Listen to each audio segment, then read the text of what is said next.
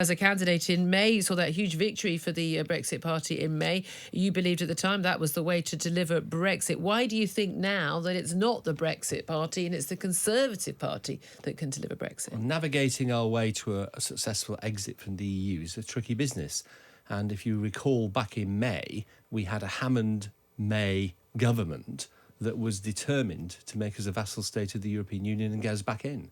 So it was absolutely essential. The Brexit Party did a fantastic job of actually deposing that leadership by winning massively the European elections. But we stood on a platform of Brexit, and the Brexit Party sort of morphed after that into something rather different because it's now standing for other things as well.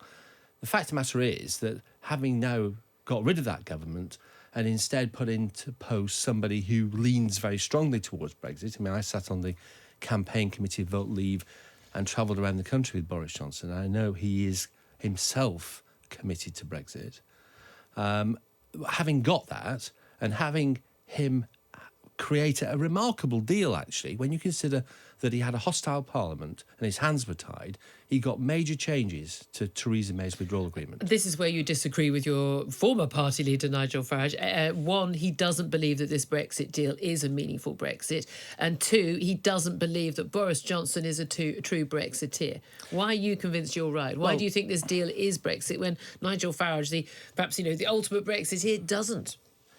Yeah, well, I've got pretty good Brexit credentials myself, actually, I think. Yes. And, former director of the General of the British Chambers of Commerce. Yeah, and, I gave up my livelihood and had you lost your job for supporting Brexit. Personal cost of the last 4 years of campaigning as chairman of Leave Means Leave. I led the March to Leave into Parliament Square from Sunderland, one of the proudest moments of my life. And I am completely committed. In fact, Farage described me as an ultra, and he's right. But the fact of the matter is I'm also a businessman and a pragmatist, and I know when it's time to take the cake out of the oven.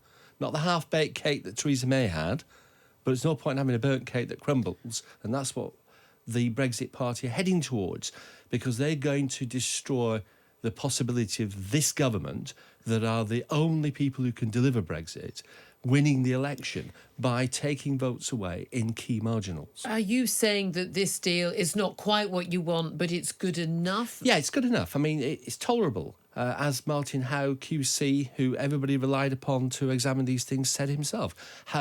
He and you were very, very critical of Theresa May's deal. Very critical, and have been What are the crucial changes that you say Nigel Farage doesn't recognise, but you do recognise? ERG been in the same place. Well, for a start, it gets Great Britain out of the customs union. So we haven't got a backstop, so we're no longer chained to the EU.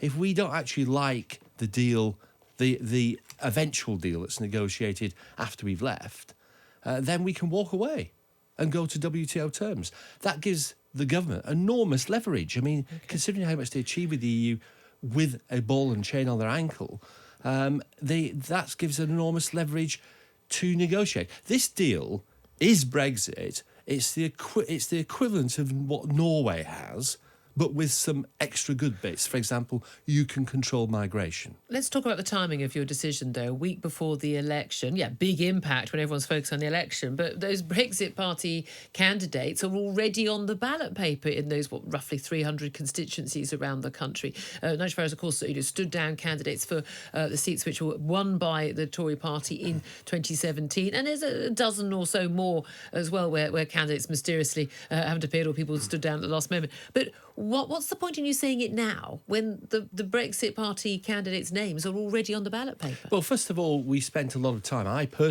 of time trying to persuade the party to do the right thing. And I wrote newspaper articles weeks and weeks ago saying that Boris Johnson's deal was Brexit, and also calling for the party to actually stand in just 20 seats, or at least to campaign in just 20 seats.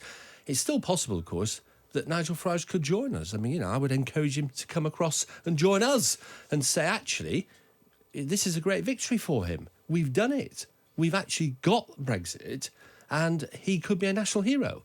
The fact of the matter is, what we're doing is asking the voters to vote Conservative if they want to leave the European Union. Or indeed, if they didn't vote to leave the European Union but to believe in democracy, they should vote for the Conservatives. Isn't the reality, though, there's an awful lot of Leave voters had already gone to the Conservative Party once Boris Johnson became leader and once he got that deal and he was committed to in the manifesto, and that actually Brexit Party is only at about 4%, in which case it doesn't really make any difference. You're not going to have big swinging millions of votes by this statement.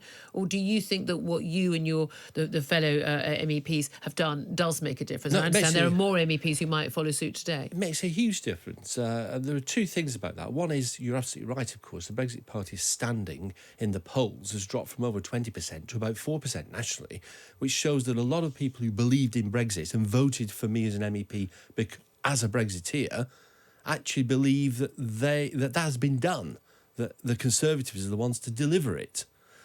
There's a rump who are actually supporting a party that's now morphed into something else.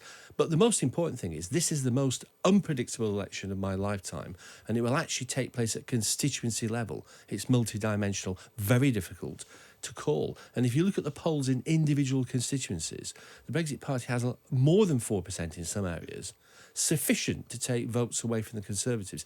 So it's not a question of winning those seats. It's what UKIP did back in the past. Yeah, it's preventing the Tories from getting those seats. We'll spoil it. And how many Labour constituencies? Well, there's at least 17 that I've counted where a 1% of the vote taken by the Brexit Party will stop the Conservatives winning. Do we really want another hung parliament for months and years? Do we want to go through the hell of that again? Do we want to let a Corbyn government in, a rainbow coalition of Remainers, and never leave the EU at all? In order to actually be sure that we are going to leave the European Union, people need to vote for the Conservatives. What about people who are saying, and it's a very fair criticism, given we've seen all these MPs who've been criticised for deserting their parties, moving to be independents, and then moving to, a lot of them moving to join the Liberal Democrats, who didn't stand for by-elections, even though they were elected on manifestos for another party promising, for instance, to implement Brexit, and now saying they want to try and stop Brexit. You were elected by the people as a Brexit Party MEP. Shouldn't you now stand down as an MEP? Well, two things on that. One, I was elected to deliver Brexit. You know, the fact that there's so many people deserted the Brexit Party in droves demonstrates that they actually voted for Brexit, not the Brexit Party. And the second thing is, I'm determined to be in the European Parliament to vote for Boris Johnson's withdrawal agreement. You know, that's why I had the whip withdrawn this week, because I wouldn't confirm to my party that I was going to vote against Boris Johnson's withdrawal agreements in the European Parliament. There was a vote this week in a committee. I can't tell you what the outcome was because it was actually a secret ballot, and the result will not be declared until after the UK general election. But the Brexit Party instructed me to vote against Boris Johnson's withdrawal agreement. Now, that means that if they were elected to the UK Parliament and they took the same line, they would be voting alongside the Lib Dems and Labour. Okay. They would be no better than the Lib Dems and Labour.